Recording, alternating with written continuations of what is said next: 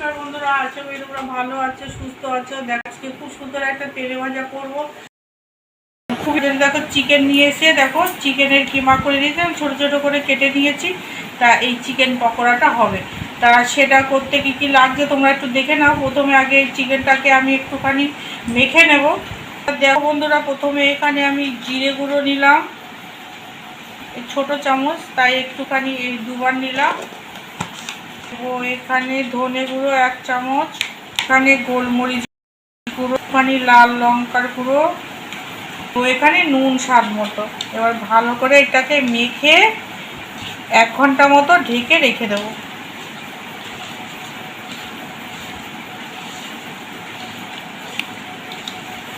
তো এখানে একটুখানি আমচুর পাউডার দিলাম, আসলে চাট মশলাটা ঘরে ফুরিয়ে গেছে, তাই একটুখানি আমচুর পাউডার।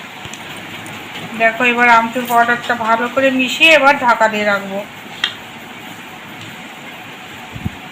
তারপরে আবার ফিরে আসছি তোমাদের। তোরা চিকেনটা দেখো অনেকক্ষণ হয়ে গেছে। এবার এই বড় একটা বাটির মধ্যে নিয়ে নিলাম, কারণ এটা মাখতে হবে, কারণ জায়গা একটুখানি বেশি লাগবে।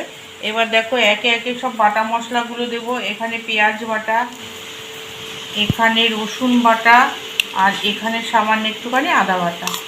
দেখো একটা ডিম নিয়েছি, ডিমটা দিয়ে দিলাম।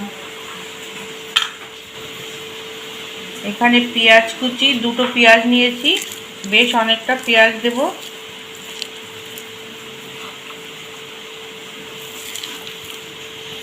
এখানে একটুখানি লেবুর রস।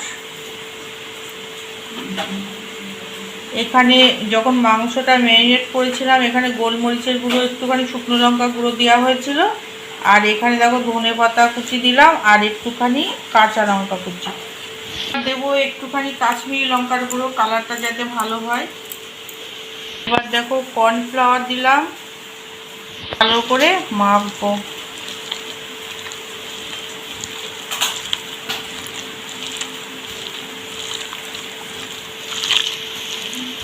একটুখানি নুন দিলাম।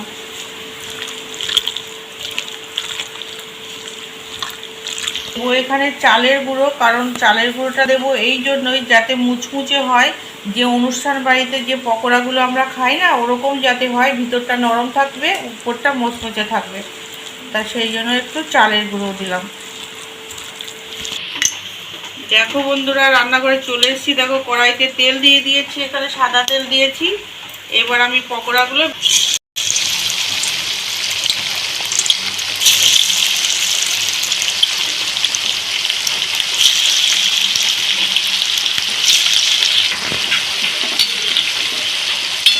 দেখো তোমরা, এটা গ্যাসটা আমি ফুল জোর দিয়েছিলাম, তারপরে সামান্য একটুখানি কমিয়ে দিয়েছি। দেখো কি দারুণ লাগছে। দেখো তোমরা, আমার পকোড়াগুলো হয়ে গেছে, দেখো কি সুন্দর লাগছে দেখতে। তাই এবার আমি এটা তেলটা ঝরিয়ে নামিয়ে নেব। বাকিগুলো এবার ভেজে নেব।